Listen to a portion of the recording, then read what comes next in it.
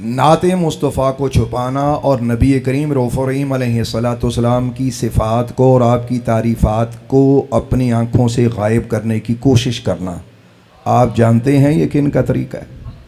ये कुरान पाक की रूह से मैं साबित करूँगा कि ये यहूदियों का तरीका है। वो लोग सोचें जो आज नबी पाक की सिफ़तों को छुपाते हैं, हुजूर की नात से घबराते हैं। आपके सामने एक बहुत बड़ी हकीकत बयान करने जा रहा हूँ।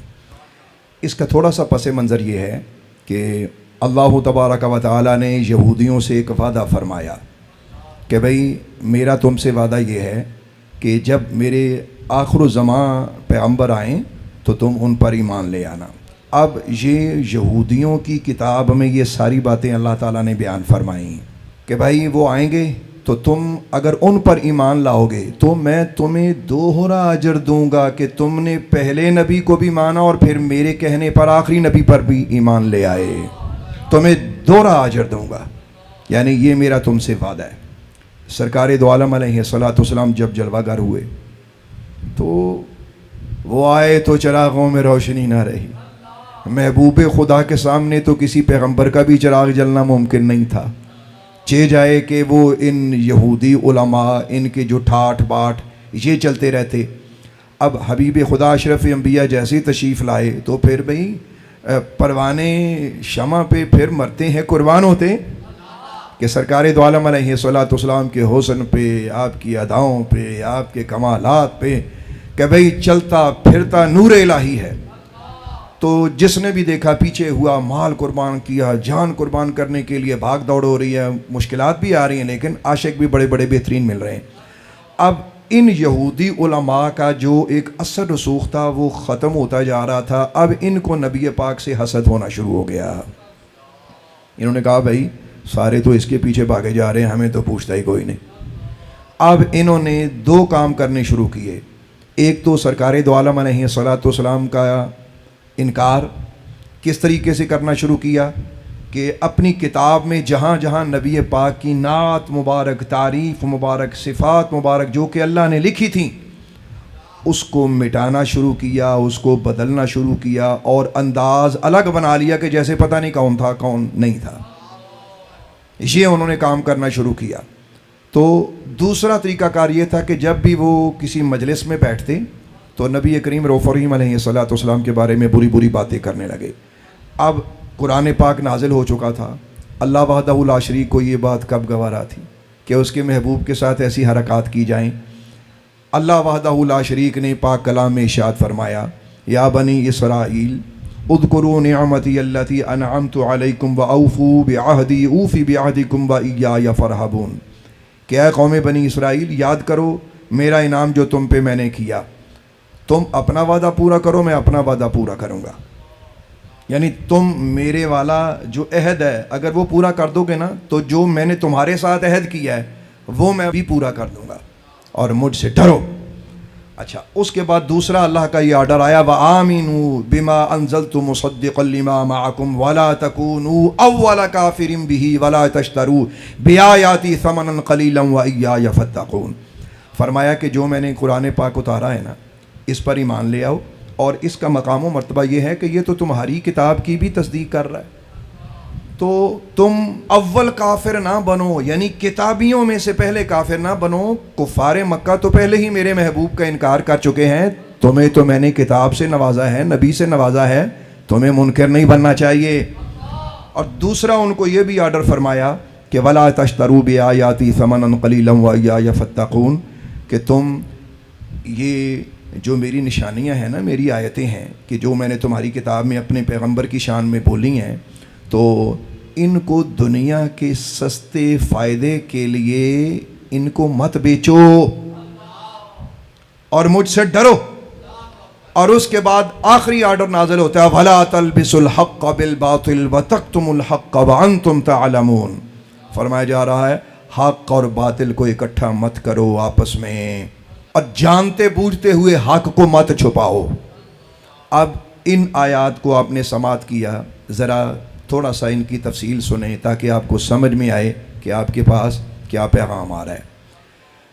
सबसे पहले तो ये बात ज़हन में रखिए کہ نعت پاک سے گھبرانا یا نبی پاک کی صفت کو چھپانا یہ یہودیت ہے، یہ اسلام نہیں ہے۔ بھئی قرآن پاک کی آیت میں لکھا ہوا ہے۔ اب میں ایک تفسیر قرآن پاک آپ کی خدمت میں پیش کرتا ہوں۔ سب سے پہلے تو یہ ذہن میں رہے کہ یہ جو آیتیں ہیں یہ نازل ہوئی ہیں کعب بن اشرف یہودی، اس کے ساتھی، اور علماء یہود اور جو بڑے بڑے اس وقت رئیس اور سردار تھے، ان کو اللہ وحدہ لا شریک نے یہ ساری تحدید فرمائی ہے۔ اور آگے جو اس کی تفسیر میں بھئی تفسیر قرآن میں لکھا ہوا ہے، آپ سنیے، آپ کو سن کے سکون آ جائے گا اور آپ کو پتہ چلے گا کہ آج بھی جو لوگ نبی پاک کی نعت سے گھبراتے ہیں، حضور کی تعریفوں سے گھبراتے ہیں، یہ کن کے ایجنڈے پہ عمل کر رہے ہیں؟ قرآن سے سن لیجئے۔ تو یہاں تفسیر کیا کہتی ہے؟ وَلَا تَشْتَرُوا بِآيَاتِي ثَمَنًا قَلِيلًا۔ یہ تفسیر بغوی میں یہ عبارت لکھی ہوئی ہے عربی، ذرا اس کو سماعت کریے گا۔ وَلَا تَسْتَبْدِلُوا، یعنی وَلَا تَشْتَرُوا کا معنی یہ کیا گیا کہ نہ بدلو بے آیاتی، میری نشانیوں کو۔ اچھا، اب بے آیاتی کے تحت جو الفاظ لکھے ہیں وہ کیا ہیں؟ بے بیان صفت محمد، کہ مصطفیٰ کریم علیہ السلام کی جو صفات کا بیان ہے نا، ان کو تبدیل مت کرو، ان میں گڑبڑ نہ کرو۔ اچھا، اس کے بعد جو الفاظ ہیں ثمنًا قلیلا، کہ بھئی یہ جو تم دنیا میں تھوڑا منافع لے رہے ہو اور میری آیتوں کا انکار کر رہے ہو، اب وہ تھوڑا منافع بھی کیا تھا وہ بھی ذرا سن لیجئے کہ وہ کس وجہ سے یہ حرکتیں کر رہے تھے۔ تفسیر کہتی ہے ای عرضاً یسیراً من الدنیا وذالک ان رؤساء الیہود وعلماءہم کانت لہم مآکل یصیبونها من سفلتهم وجہالهم یأخذون منہم کل عام شیئا معلوما من زروعهم وضروعهم ونقودهم فخافوا ان بینوا صفت محمد وتابعوه ان تفوتهم تلك الماکل فغیروا نعته وکتموا اسمه فاختاروا الدنیا علی الآخرہ۔ یہ اہل علم کے لیے میں نے ایک عربی عبارت پڑھی ہے، علماء اس کو ضرور توجہ سے سماعت کریں اور اس کو بیان کریں، انشاءاللہ تعالیٰ آپ کے بیان کا لطف دوبالا ہو جائے گا۔ اب اس کا مفہوم سن لیں۔ اصل میں جب یہودیوں کو اپنا اثر رسوخ جو ہے وہ ختم ہوتا نظر آیا نا، تو ان کو پریشانی ہوئی۔ ایک گروہ ایسا بیچ میں پیدا ہوا، انہوں نے یہ کہا کہ بھئی بات سنو، آپ ان کی شانیں چھپاؤ، ان کی تعریفیں بدل دو، جو جو ان کے بارے میں لکھا ہوا اس کے الٹ کر دو، اس کے بدلے میں ہم تمہیں ہر سال اتنا مال، اتنا پیسہ، اتنی زمین، اتنی فصلیں دیں گے، یہ ہمارا تمہارا سودا ہے۔